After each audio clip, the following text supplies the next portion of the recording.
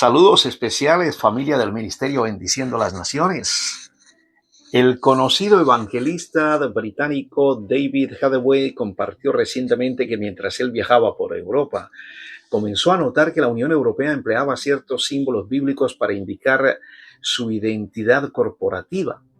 Símbolos que se pueden ver y comprender a través de la Biblia y la profecía.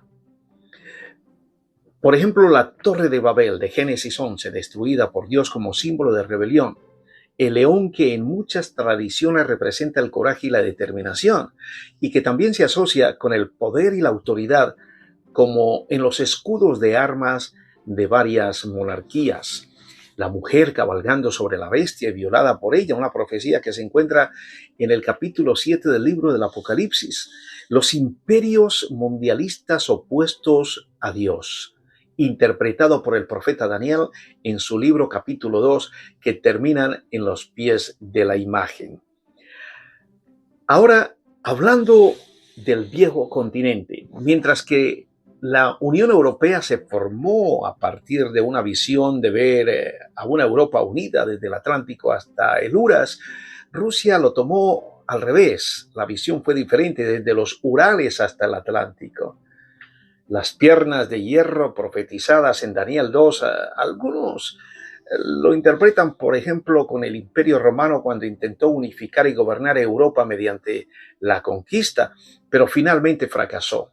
Roma fue derrotada en el año 476 después de Cristo por las tribus germánicas y su rey Odoacro se convirtió en el primer gobernante alemán de Roma, a pesar de que el Imperio Romano se había derrumbado. La historia registra algo interesante que vale la pena recordarlo ahora que se ha nombrado al nuevo Papa Robert Francis Prevost, convertido en el pontífice número 267 de la Iglesia Católica y que eligió llamarse León XIV. Bueno, en el año 800, después de Cristo, el Papa León III creó el Sacro Imperio Romano Germánico y en la Basílica de San Pedro coronó a Carlomagno como emperador del imperio o emperador del Sacro Imperio Romano Germánico. El primero fue el de una lista de emperadores francos y alemanes ungidos por los papas de Roma para gobernar Europa. Este Sacro Imperio Romano Germánico duró 10 siglos. El último de este linaje fue el famoso Napoleón, quien durante su coronación en 1804 le arrebató la corona al Papa, rechazando públicamente la autoridad de la Iglesia sobre él.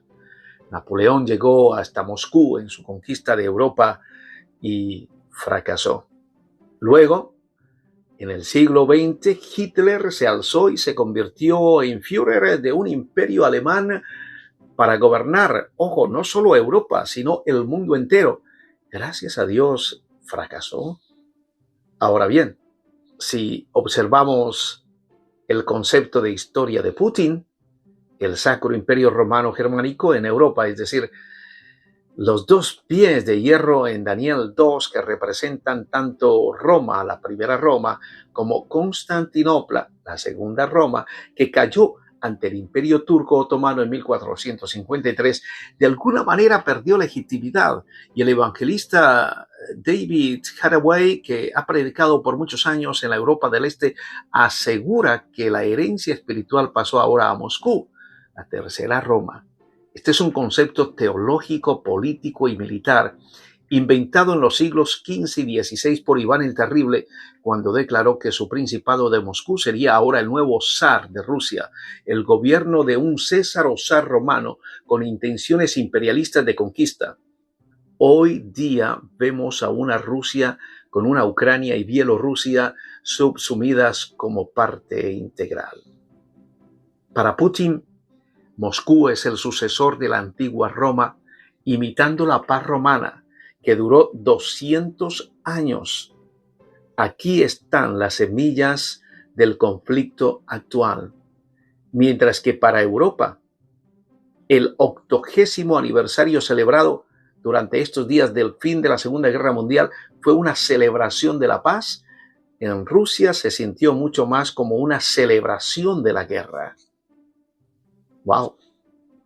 El concepto de mundo ruso es esencial para el neoimperialismo ruso, y el presidente Putin en 2007 creó la fundación Ruski Mir, financiada por el gobierno. Su propósito siempre ha sido promover la lengua y la cultura rusa en todo el mundo, colaborando con instituciones educativas y culturales. ¿Recuerdan el Mundial de Fútbol en Rusia que se celebró en el año 2018? Pues bien, ha sido considerado como parte de ese plan de promoción. El argumento sólido para la formación de la Unión Europea después de la Segunda Guerra Mundial fue evitar que volviera a ocurrir una guerra en Europa. ¿Y qué está pasando ahora? Estamos al borde de una tercera guerra mundial. Pero, como se predijo en Daniel capítulo 2, la Unión Europea no está unida, sino políticamente fracturada, tal como Daniel profetizó. Entonces, ¿dónde estamos ahora? Es la pregunta en el año 2025. Bien, todo lo que está pasando, amados, en el mundo es parte de ese movimiento hacia lo que al final será un mundo gobernado diferente bajo un solo sistema mundial que se regirá por el anticristo y el acompañamiento del falso profeta. Cada año que pasa antes del arrebatamiento de la iglesia y el regreso del Señor Jesucristo, la sociedad se verá cada vez más dividida, los países más polarizados, los extremos serán más evidentes y muchos gobernantes e instituciones hacen parte de ese plan en la actualidad. La obligación de la iglesia es entonces ser luz, como dice la palabra, y nunca dejar de orar y recordar lo que Jesús dijo: cuando estas cosas comiencen a ocurrir, erguíos y levantad vuestra cabeza, porque vuestra redención está cerca. Durante años, amados, he sentido en mi corazón, usando también mi experiencia como periodista, con la experiencia de más de 30 años en el ministerio, y con la unción, siempre le pido la unción del Espíritu Santo, relacionar lo que la Biblia dice en profecía con los acontecimientos mundiales actuales. La palabra de Dios no es solo historia antigua ni predicciones que se cumplirán en el futuro a lo largo de cientos de años.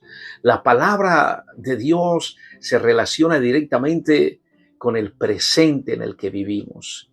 Vivimos tiempos proféticos, tiempos donde tenemos que estar bien con el Señor. Creemos que estamos literalmente en los últimos días y vivimos en el cumplimiento de esas profecías milenarias.